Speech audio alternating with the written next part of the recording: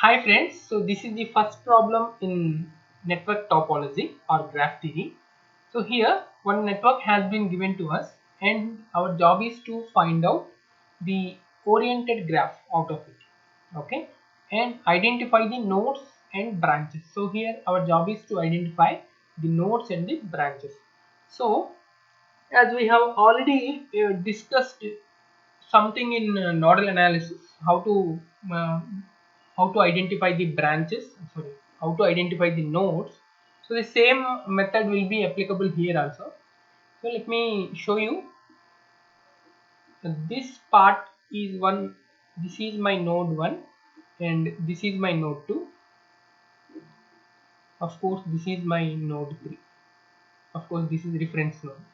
So actually the identification of nodes means it is the junction of more than two elements. For example, in between V1 and V2 it is a connection of two elements. One is voltage source and second one is resistor.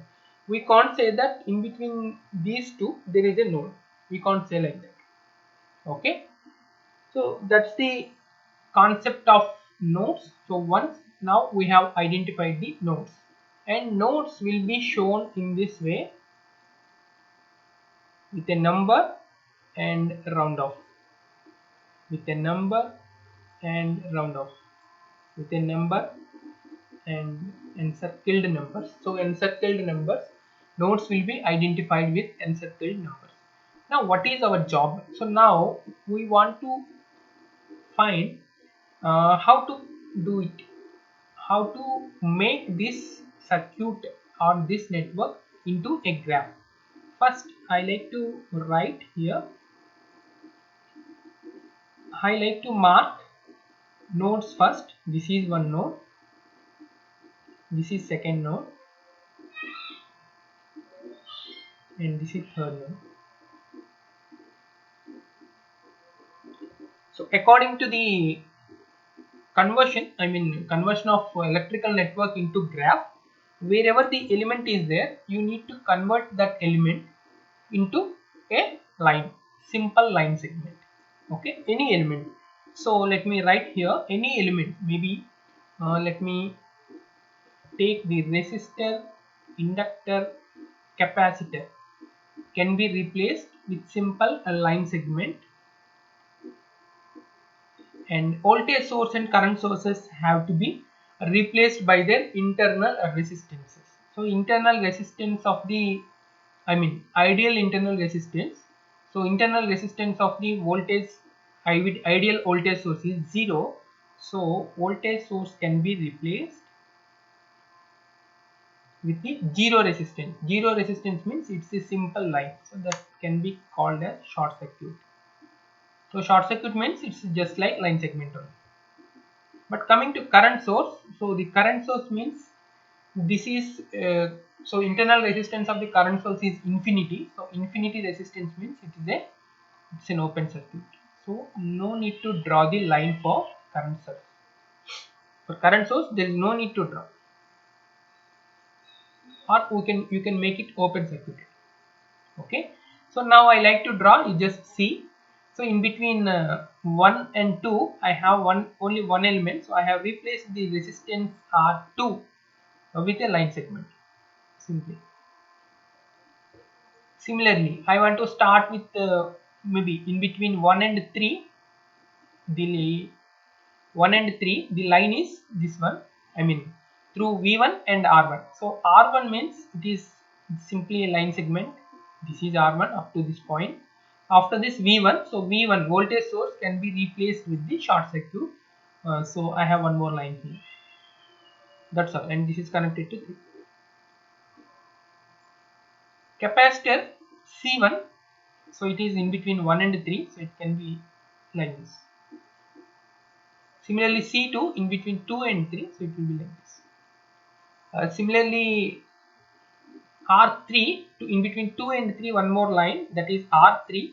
So this is R3 and V2. So V2 is a voltage source, it will be shorted, so like this.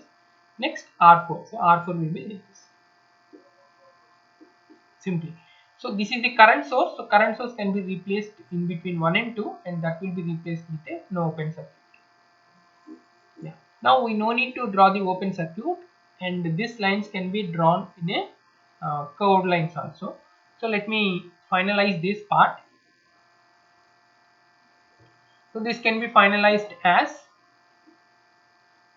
this is one node, second node, third node. In between these things we have the lines, this one, and this one. Yeah, this is open circuit, so no need to draw, and this line can be drawn in this way, and this line can be drawn in this way. Yeah, but now we need to draw the oriented graph. Oriented graph means we need to draw the current direction also. So this is the branch from 1 to 3. The branch is V1 and R1 through V1 and R1. So the current is from third element, third node to first node. So the current direction is like this. Similarly, from third to, from in between first node and third node, there is one more element, that is C1. So the current is from first node to third node. So this is the branch. So it is from like this. Next, from 1 to 2, the current is from 2 to 1. So it will be like this. From 2 to 3, the current is from 2 to 3 only, like this. Yeah, from 3 to 2, there is a current direction like this. That's all. Now I want to write the numbers also. Numbering can be up to you.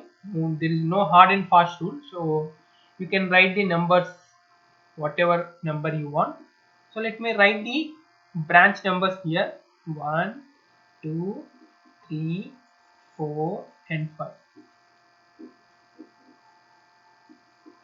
So in this example we have discussed so many points. So the first point is how to identify the nodes.